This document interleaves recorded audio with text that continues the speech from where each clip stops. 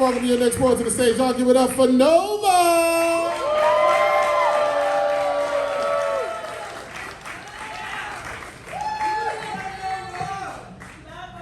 Go Super!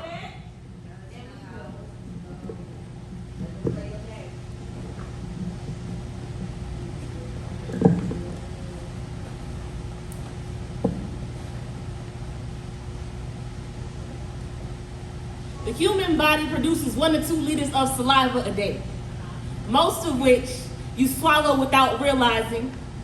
And I'm reminded of all the words I let slide back down my throat, sit in my belly and dissolve into nothing. How no died on my tongue the 3rd time and he still kept going. Still found a way to hold my tongue hostage in my mouth, lock my jaw in a vice grip, hoping I would choke on my own words. I remember the first person I told. How the words I didn't want it seemed stuck in my throat, like all I had to do was cough them up, but instead, I swallowed. Felt if I had nothing nice to say about my first time, it's best not to say anything at all. My throat too dry to break apart the fantasy she had created, because your boyfriend is not supposed to rape you. And if he does, you're not supposed to stay. Change the outlook on the situation. Only told the story when the words could produce a laugh now. Have you ever told a story to have a plot twist throw itself up? Force a room to swallow their words while you're too busy laughing at the punchline that is your virginity, hoping they can hear the help backwash its way down your throat. See, I was never good at reading a room, but I know when someone wants to say something, when it's right there on the tip of their tongue, but instead they swallow it. Pretend there was all just a bad dream.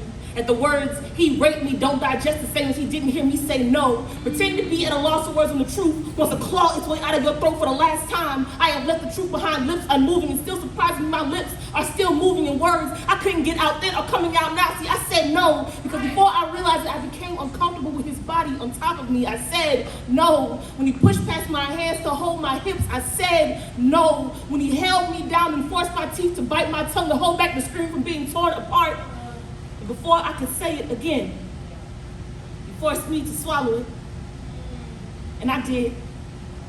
And most days, I still am, without even thinking about it.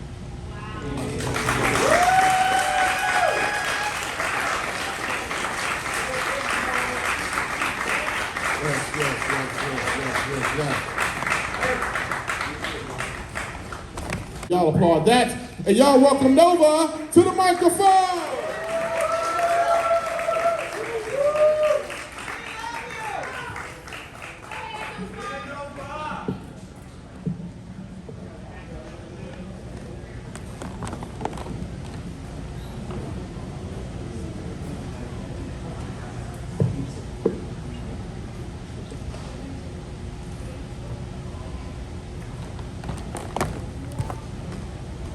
The female Moreland hawker dragonfly is known to avoid sexual interaction by faking her own death. When confronted with a male she has no intentions on mating with, will stop beating her wings, allows for her body to fall to the ground, stays as still as possible until he has left or she can make her escape without violent altercation, oftentimes risking real death to avoid attention. The first time I faked my death, I was 10. He spotted me, flying across a playground, saw my body is more than child, saw mate. I did not notice his hands until they were already on me. I froze, wondered what would drop first, my body or his hands. When he finally let go, I realized I was 2 feet off the ground, almost another dead thing. When I was 13 at a parade, a man old enough to be my father came asking questions. Where was his hug? When was I gonna let him come over, show me what a real man can do? I froze, hoping if I am a dead thing, he'd stop undressing me with his eyes. Had my friends not been there to carry me away, I'm sure I would still be there playing dead. And 15, at a football game, I try to stop my wings from beating. 16, my ex, show me what happens when you don't fly fast enough. 21, 4 random male dragonflies try to break me and my friend apart in the crowd, ripping the wings of our backs to force attraction. We scream to the top of our lungs and help never comes. 25, the words I have a boyfriend come out my mouth. He says, faking dead won't save you this time. I'm 31, and I'm so tired of cheating death. My body doesn't know the difference between dying and protecting myself. Slowing down my breathing to stop my heart, hoping I don't fall too far this time. And my life won't be snuffed out because I told him no. See, rejection is a funny way of always leading to death. You freeze too long, you don't land on soft grass but concrete, so most days I try to fly as fast as my wings can carry me at the speed of sound, so when the word no leaves my lips, men know they cannot catch me, that I will dive headfirst to protect myself, even if I gotta bite, claw, die to do so, that the roles of predator and prey might be reversed, that I wish I was more dragon than fly, more burning fire than blade of grass, that I might be a wasp in the skies is something sweet, and for once, I wish someone would teach men you do not need to own every beautiful dragonfly you see. Yeah. You do not need to own me to know my worth. Yeah. You just have to watch me fly.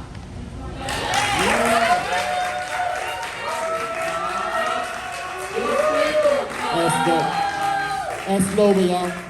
Yes, keep that energy going. Goosebumps, who you singing? Groupies.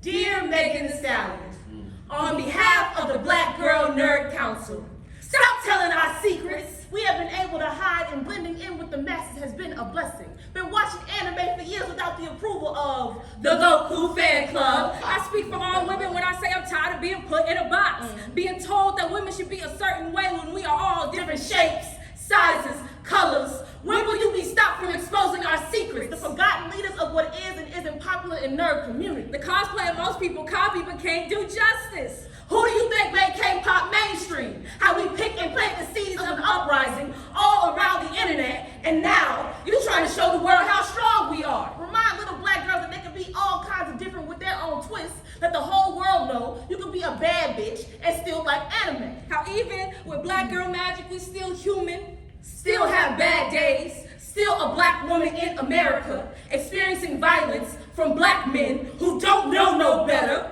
And we know how men love to sexualize us, blame the crime on how many wish they could tame a stallion, hoping to break from being put out to show. But Megan became showstopper, Grammy winner, advocate, survivor, while still being all things nerd. She will pop it for a real nigga today and watch some Yu Hockey show tomorrow. And you thought no bitch was gonna stop her? I mean, have you not seen She-Hulk? We still twerking in them cars, still blowing up the charts, and yes, Something for the Hotties is an album. We will no longer fight about that. We take it to court because sometimes that's the only way we get justice for ourselves. And this ain't even about who's going to jail for shooting a real bitch with a 22.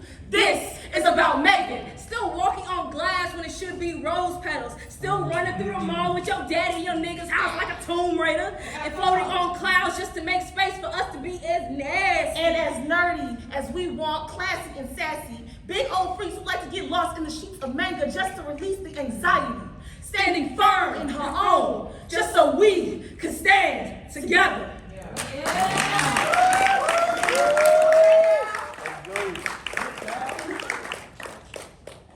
Keep your hands going. Goosebumps, who you singing? Groupies. Groupies.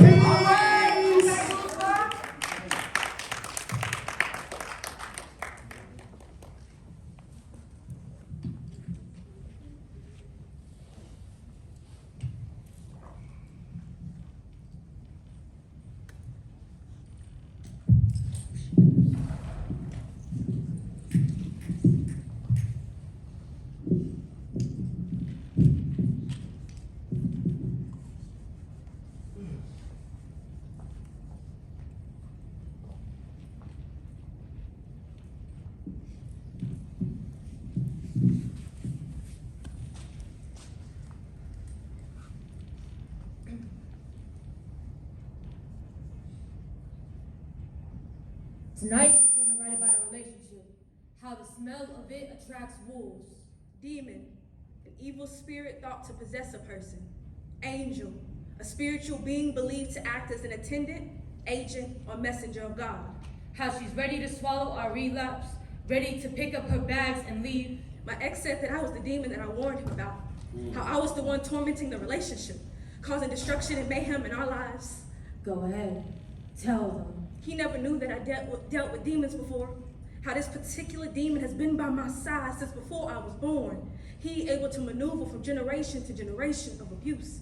Tell them how His fist made you call on salvation's prayer. My love resurrects Lucifer with every open palm swing. You see, my ex never knew that I exorcised him out my life a long time ago, and he knows I won't let him back. But he has no choice but to mirror himself in our relationship. showing you things you can never imagine. Bringing trauma bonds and situationships to our door just so we can hate one another.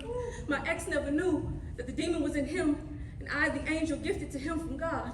That is why God once called these beings angel. There has to be a touch of aggression when it comes to love. An attempt to reveal what we were both needing healing from. But I can't save anyone who's not willing to fight their own demons. You just don't know how lucky you are to have received such a treasure. To have someone who nooses your head up when it hangs, correct your mouth when you begin to speak back. I can't pray away the demon you hold so tightly. That's because you're a reflection of me, and every time you weep, lies spread to the community. Instead of fighting me, my ex should have asked how I defeated him. How it took discipline to not open the door every time loneliness came knocking. You must have already known that. We both know those bruises were burning bushes on your skin as a form of communication. Hymnals for your heart to remember what you've done. And sometimes my hands forget how long they've been going at it. But still, you look at that morning sunrise with hope. I guess it's time to shave what's left of your spine. Pour its remains over fields you wish to run. So the moment you get an ounce of inspiration to leave me, those weeds will grab at your ankles to bring you back to reality. It wasn't always the fight I needed to be worried about, but the silence. Standing firm in the truth I've always known deep down inside. That the only heaven you may ever witness below my waist, begging me to give you peace. Our Father, who art in heaven, hallowed be thy name. This backhand smack will be confirmation you were worth forgiveness. You may take that blood dripping from your lips to the altar as a sacrifice. Triggers are only meant for our own understanding. We all have demons we need extraction from, because hurt people hurt people.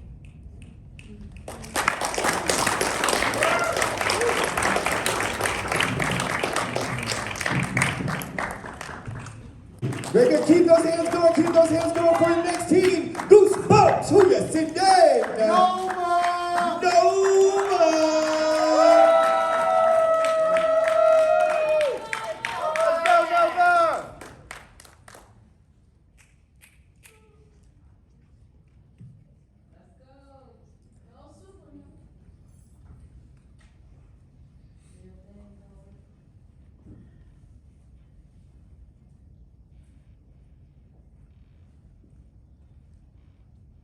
My mother's doctors never look us in the eye.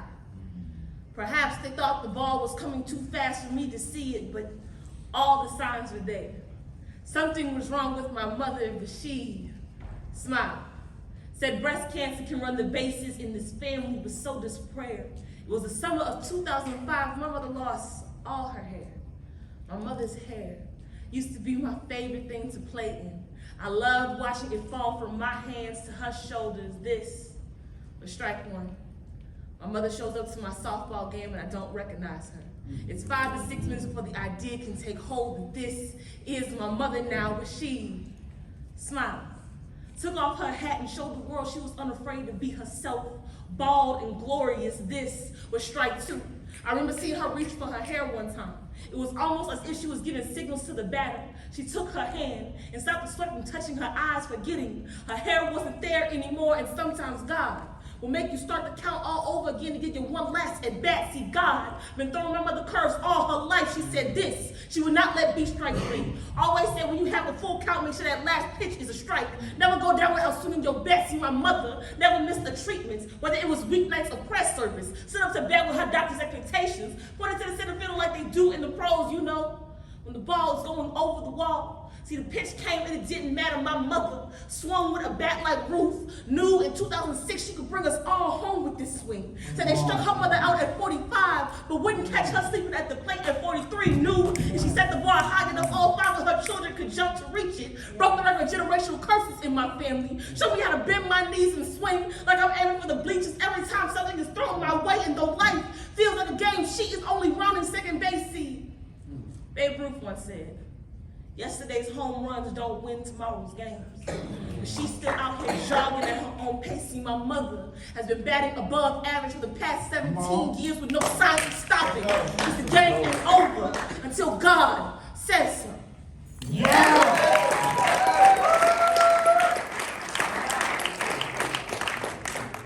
St. Louis poetry. Goosebumps, who are you sending? RGB!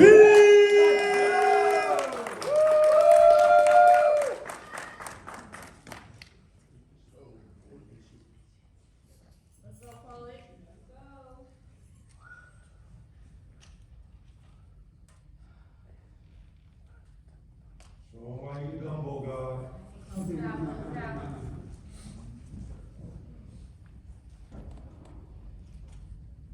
I am a walking disaster.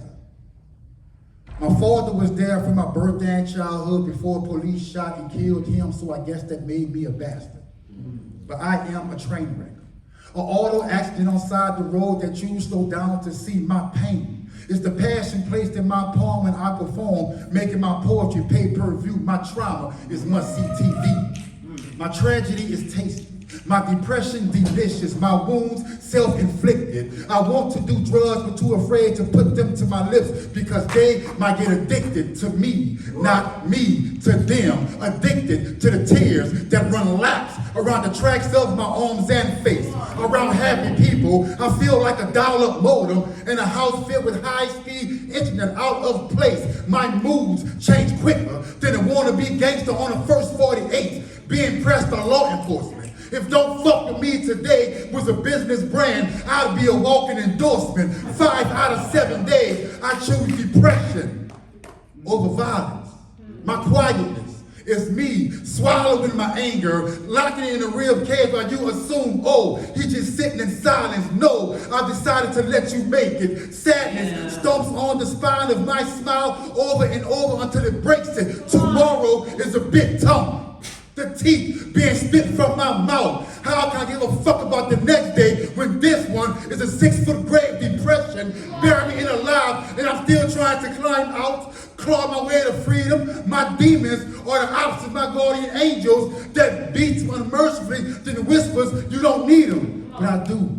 You see, I'm tired of my shadow and four walls being the only ones I talk to, because all they do is listen, never respond back, can't give advice on being a 6'2" man, depressed and black, trying to hold on to his sanity with only his palms, no fingers. No matter how many times I spread a scent of my children's smile in the air, the stench of depression still lingers. Waking up on some days is a disappointment, an unanswered prayer, but for some reason God sees my light being dimmed by the darkness of my downs and decides you still have work to do here, you still have purpose. Come on, see, depression is a traveling act filled with acrobats that sends your mental health tumbling in mid-air, but you are the ringleader of that circus. So when depression turns ventriloquist and uses the hands of heartache to dominate your mind, body, and soul, you are in control. So step in the boxing ring of your life, lace up your boots and gloves, and remember, even if you are not ready for the day, it can't always be night. So